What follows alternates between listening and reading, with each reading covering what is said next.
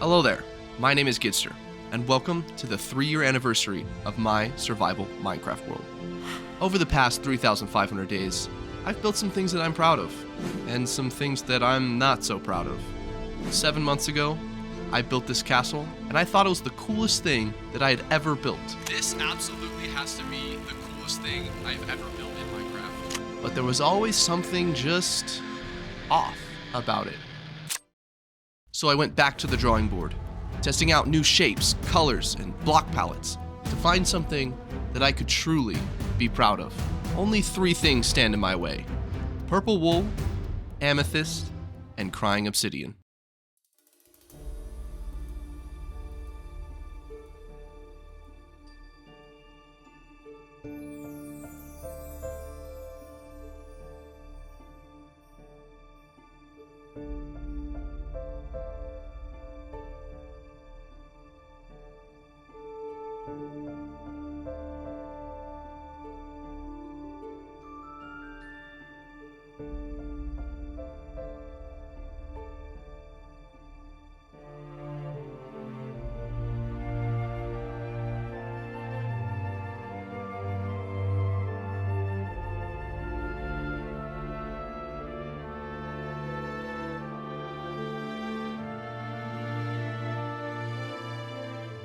I want to make a sheep farm with 4 sheep this time instead of just the 1. I'm just going to have to make the building a little bit bigger, and that way I won't have to AFK quite as long.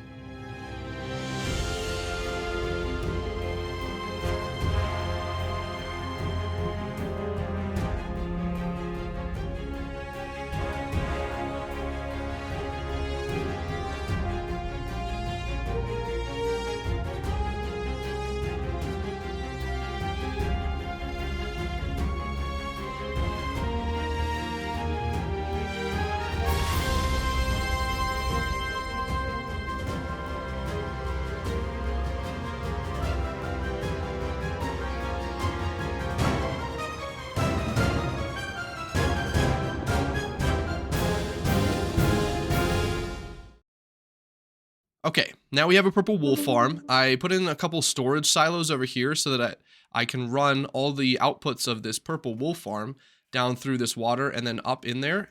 That way I can just come over here and just, grab the purple wool from here. Also, I did run into an issue. The snow is melting, unfortunately. I even have trapdoors above here to see if it would stop it from melting.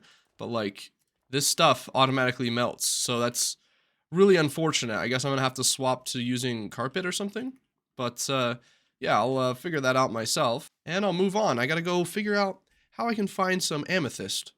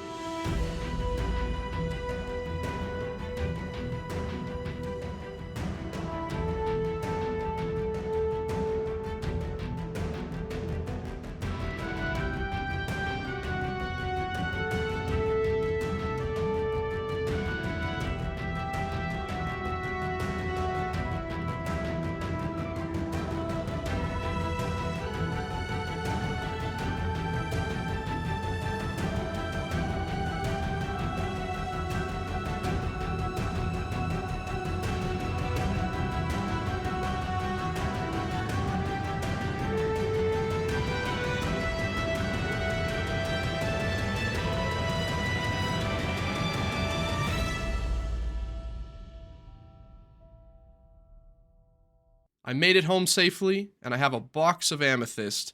I think this will be enough. I don't think I will have run out or have to get any more. So that checks the amethyst off the list.